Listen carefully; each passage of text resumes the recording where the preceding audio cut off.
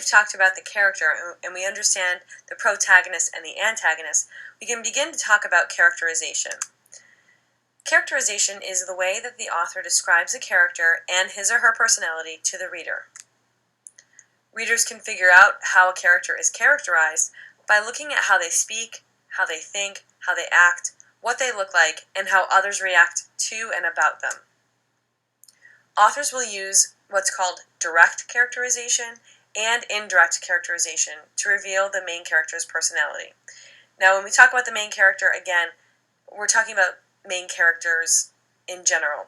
And it could be the protagonist, it could be the antagonist, it could be both, it could be any kind of major character in the novel. Typically, a minor character is not very well characterized. When we look at the word characterization, it does seem like a really big, scary word. So to help yourself remember this term, break it down like this. Put the emphasis on the character, and the ization comes after that. Because really what this is about is knowing the personality of the character, and that's characterization. So once you break down the word like so, ask yourself, who is the character and his or her personality, and how do I know this? Where's the evidence to support that from the novel?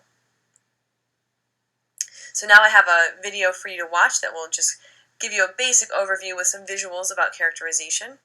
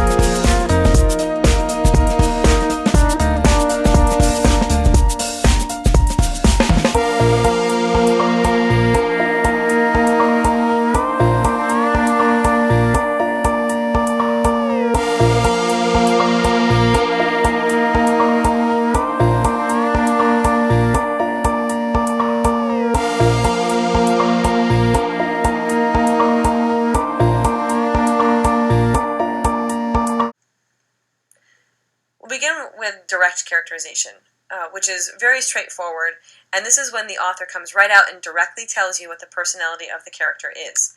I have some examples for you. Peter was very lazy and would never do more than was absolutely necessary. Here we can see that the author told us Peter was lazy. We didn't need to think about it. It was right there in front of us.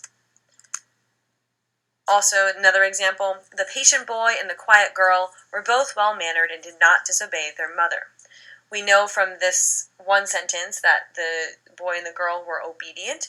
They followed the rules. The boy was patient and the girl was quiet, and they had good manners. The author came right out and told us. And a final example here I have about Stephanie. Stephanie was incredibly lazy and always tripped when she was walking. We can tell that Stephanie is clumsy and she trips a lot when she walks. So these are examples of direct characterization, and if you know your point of views, like your third person or your first person, you can tell that each of those examples was written in third person, because direct characterization typically happens when a piece is written in third person point of view, when there's an outside narrator telling the story.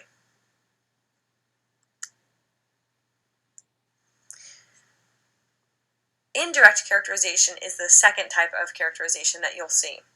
And this is when the author shows you the personality of the character rather than telling you about the character's personality. And they show you through the words, their thoughts, their actions, and how others interact with them. So again, indirect characterization is a little bit more tricky to identify, but it is more fun as a reader to discover a character this way, because it just gives you clues and you have to put the clues together to make sense of it. So an example I have for you, this has a kid speaking, "Oh, come on, Mom, do I have to?" Peter sighed when his mother asked him to complete his weekly chores. So again, this is the same example that you saw before with the direct characterization with Peter. Direct characterization, last slide, was Peter was very lazy, and the author came right out and told us that in direct characterization. But now with indirect characterization, you can see that he's just kind of pleading with his mom not to do his chores, which is an indicator to the reader that he's kind of lazy. Another example, kind of following with the opposite of the direct characterization, the boy waited with his hands crossed in his lap, and the girl did not say a word when their mother told them to clean their rooms. Now, having your hands, not your arms, but your hands crossed in your laps is a sign of patience. Like when someone's telling you to do something and you just have your hands crossed, that's a sign of patience. So again, we're made to assume that the boy was patient, and the girl did not say a word, indicating that she's quiet when their mother told them to clean their rooms. Which also at the end of that tells you that they're obedient because they didn't raise a fuss and tell their mom, "No, I don't want to," like kids typically do. So again, the author doesn't come right out and tell you that the boy was patient and the girl was quiet and that they're both obedient. They show you using actions or words. A final example, "Ouch," Stephanie exclaimed, rubbing the toe that she stubbed on the floor. "That's the third time today," she thought. So here's an example, again using Stephanie, who trips a lot and is clumsy. We use her speech to indicate that she stubbed her toe, and then her thoughts, which, you can see that she stubbed her toe 3 times today, and that would indicate that she's clumsy and does this often. So the author didn't come out and tell us. We were made to assume this based on the evidence given to us.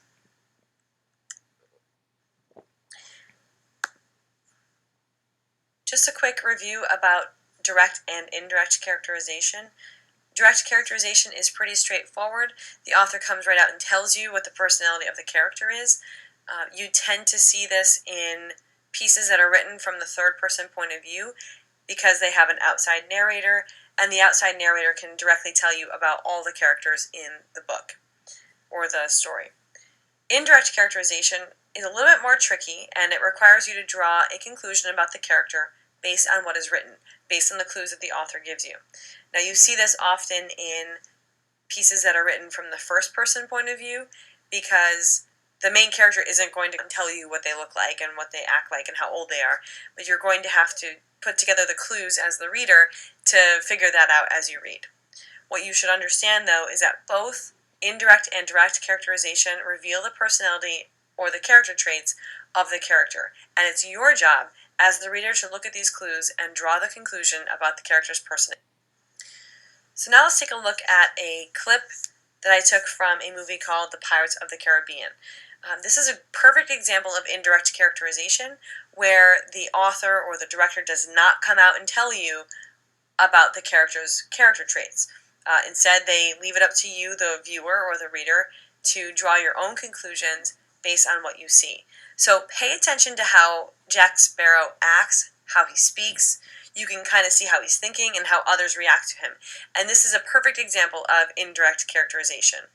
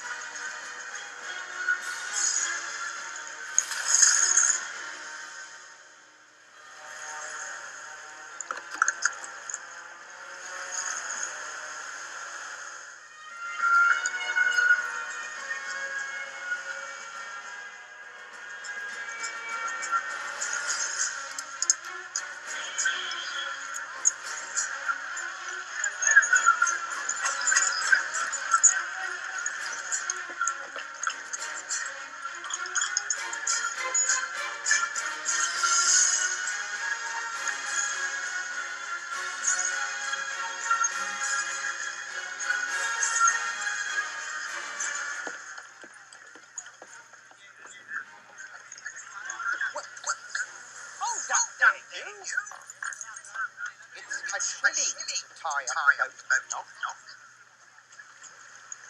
And I should know, you know. What is like 3 shillings? Well, we forget the name. Welcome to Port Royals.